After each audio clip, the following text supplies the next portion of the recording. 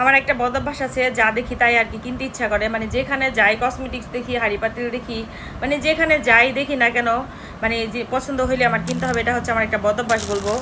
এই যে এই ক্লিপগুলো হচ্ছে 2-3 দিন থেকে ঘুরতেছি, এগুলো এটা কিনবো, এটা কিনবো, মানে এটা একটু আর কি ভালো, এই পিনটা আর কি নষ্ট হবে কম, তাড়াতাড়ি আর কি নষ্ট হবে না।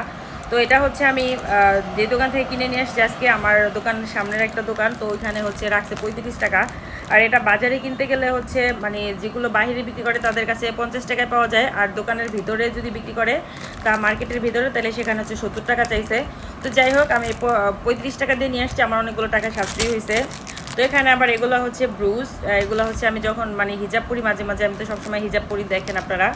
তো হিজাব পরি, এখানে হচ্ছে মানে লাগানোর জন্য এই ব্রুজগুলো হচ্ছে পারফেক্ট। তো এটা কিনছি, প্রথম হচ্ছে এটা নিয়েছিলাম, এই যে এটা নেওয়ার পরে এটা হচ্ছে ফুল, তো এখানে লাগাইলে হয়তো ব্যথা পাওয়া যাবে, এই জন্য আবার হচ্ছে এটা নিয়ে আসছি। দুইটাই কিন্তু 10 টাকা, এখানে 4টা নিচে 10 টাকা, আর এখানে 10টা নিচে 10 টাকা। তো আর নিয়ে আসছে হচ্ছে চুলের ক্লিপ, এগুলো পরতে আর কি আমার ভীষণ ভালো লাগে।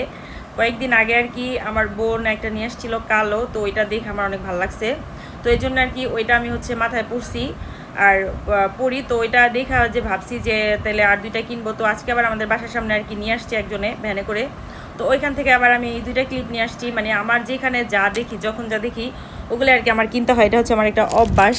এই যে তাহলে আজকে আমি কয় টাকা খরচ করলাম দেখেন, এটা কিনছি 10 টাকা দিয়ে, এটা 10 টাকা 20 টাকা, এটা হচ্ছে 10 টাকা 30 টাকা, আর এটা হচ্ছে 35 টাকা, মানে 60-65 টাকা, টোটাল 65 টাকার জিনিস কিনছি আমি।